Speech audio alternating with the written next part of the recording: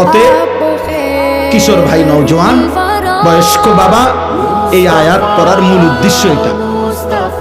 আপনারা শুনেই বুঝছেন এটা রমজান রোজা সম্পর্কিত আয়াত। মূলত লম্বা ব্যাখ্যা করার জন্য পড়ি নাই, আমি পড়ছি এই কথাটা বলার জন্য। মহান আল্লাহ পাক রব্বুল আলামিন সারা বছর আমাদেরকে 11 মাস আল্লাহ পাক আমাদেরকে বলে, বান্দা গুনাহ ছাড়ো, গুনাহ ছাড়ো। 11 মাসে আল্লাহ বলছে, বান্দা আমার ইবাদত করো, আমার ইবাদত করো। ইয়া আইয়ুহাল্লাযীনা আমানু ইরকাউ, রুকু করো, সিজদা করো, ওয়াবুদু রাব্বাকুম, রবের ইবাদত করো। কিন্তু বলতে বলতে 11 মাস পরে আল্লাহ যেন আবার মায়া করে বলতেছে, আচ্ছা বান্দা যাও, 11 মাস কম বেশি হইছে, ঘাটতি হইছে, ঠিক মতো হয়তো খেয়াল করো নাই, তুমি কিছু ভুল করে ফেলছো, বান্দা ঠিক আছে, সব কিছু ঝেড়ে মুছে আরেকবার ঘুরে দাঁড়াও, আমি চলো, ঠিক আছে বান্দা। আমি আল্লাহ মূলত চাই, একটা কথা মনে রাখবেন, আল্লাহ মূলত বান্দার ব্যাপারে চায়, আল্লাহর প্রথম চাওয়া বান্দাকে মাফ করে দিতে, আল্লাহর প্রথম চাওয়া বান্দাকে জান্নাত দিতে। বুঝেন নাই কথাটা?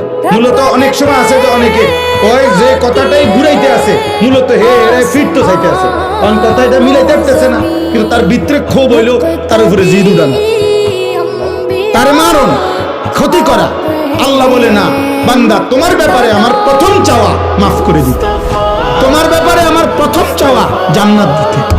আমি জান্নাত দেব বেশি, বান্দা সাবাকাত রাহমাতি আলা গাদাবি, আমার রাগও আছে, আমার রহমতও আছে, কিন্তু আল্লাহ বলছে, বান্দা আমার রাগের আগে আমার রহমত চলে,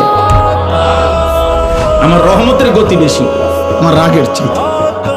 বুজুর্গানে দিন বলছে, মুফাসসিরিনে কেরাম বলছে, একটা সহজ কথা আমি যদি বলি, আমার কাছে কিন্তু লাঠি আছে, মায়াও আছে। মনে করেন আমি আমার বাচ্চারে বলে, এই বেটা আমার কাছে মায়াও আছে, আমার কাছে লাঠিও আছে, তো এখানে পার্থক্য কি? আমি যদি তারে মারতে চাই, লাঠি ওইখান থেকে নিতে হবে, কিন্তু আমি যদি তাকে মাফ করতে চাই, মায়া আমার কলিজার ভিতরেই আছে। তো লাঠি নিয়ে মারা এটা দূরত্ব বেশি, কলিজার থেকে মায়া এটা তো কাছে বেশি। এই জন্য আল্লাহ চাইলে মাফ করতে, আবার আল্লাহ বলছে আমার কাছে আযাবও আছে, তবে আযাব তো লইতে হইব, তোই দিতে হইব, আর মাগফিরাত তো আমার সত্তা, আমার জাতের মধ্যেই আছে, আমিই তো গাফুর, আমিই তো রহিম, আসলেই মাফ করে দেব আমি, চোখের পানি ফেললেই মাফ। সুবহানাল্লাহ, সুবহানাল্লাহ। এই জন্য বাপ আল্লাহ তাআলা আমাদেরকে এই কথাটাই বুঝাইছেন, বান্দা 11 মাসেও যাও, তোমারে আমি ছাড় দিছিলাম, ডাকছিলাম, আচ্ছা ধরে নিলাম 11 মাস তুমি বান্দা আমার কথায় কদর করলা না, তো চলো একটা মাস রমজান আবার দিলাম আমি এই পৃথিবীতেই, তোমারে আমি একটি মাস দিলাম, একটা চাঁদ উঠবে তুমি রমজান শুরু করবা, আরেকটা চাঁদ উঠবে ঈদের তুমি রমজান শেষ করবা। এই একটা মাস আমি হীরা মণি মুক্তা মাণিক্য স্বর্ণ রৌপ্যের চাইতে কোটি কোটি গুণ দামি এক সেকেন্ড বানায় দিলাম। এবার তুমি বান্দা, তোমার যে বললাম আমি মাফ করতে চাই বান্দা, আমি না বলছি তোমারে জান্নাত দিতে চাই, চলো বান্দা এই মাসটা কমপক্ষে কদর করো, তুমি সেজদা দিবা একটা, আমার ফেরেশতা উঠাবে 70টা, তুমি ডাকবা একবার, ফেরেশতা লিখবে 70 বার। খোদার কসম এটা না, সুবহানাল্লাহ, আরো আছে, মানে হলো 70 বার হলো প্রথম। আল্লাহ তাআলা কোরআনে আছে, হাদিসে আছে, প্রত্যেকটা নেকি লেখার সময় রমজানে ফেরেশতা তো আল্লাহকে জিজ্ঞেস করবে, আল্লাহ 70 লিখবো? আল্লাহ বলবে না, আরো বাড়াইতে হবে। কেডা নাম কও? আব্দুল আউয়াল। আচ্ছা তো লেখ 700 লেখ। না না 7000 লেখ, না না 70,000 লেখ, না না 7 লক্ষ লেখ, এক সেজদা 70 লাখ লেখ, কসম আল্লাহর তাফসীর আছে। 7 কোটি লেখো, 70 কোটি লেখো, 70,000 কোটি লেখো। কখনো কখনো মহান আল্লাহ পাক তার দয়ার সাগরে যখন উথলে ওঠে, আল্লাহ বলে, ফেরেশতা তুমি লেখো না, আমি নিজ হাতে লিখব, সাআকতুবু সাআকতুবু, আমি লিখব, আমি। তুই পারতি না ফেরেশতা, তোর কম্পিউটারে দুধ ধরে না, তোমার কলম হইতো না। আমার বান্দার সেজদা এটার নেকি, রোজা এটার নেকি, আমি উঠামো, আমি ও আনা আজজি বিহি। হায় বান্দা, হায় ভাই আমার, শেষ কথা আমার, এমন রমজান আমাদের সামনে আসতেছে, এত বড় শ্রেষ্ঠতম সুযোগও পেয়ে যদি কেউ জাহান্নাম থেকে বাঁচতে না পারে তারে আর কি করতে, তাকে আর কি করতে, আর কি বললে, আর কেমনে দিলে, আর কি সুযোগ দিলে, আর কি অফার দিলে আমরা আল্লাহকে সিজদা করতাম বলে। এই জন্য প্রিয় ভাই, প্রিয় নওজোয়ান, শুধুমাত্র একজন বক্তা তামাশা দেখতে আসছে এমন যেন না হয়। আমি আনিসুর রহমান, এই অঞ্চল আমার পরিচিত এলাকা, সবাই আমারে চেনেন, কাজে এখানে আহামরি নতুন করে দেখাইবার কিছু না, দেখাইবার কিছু না।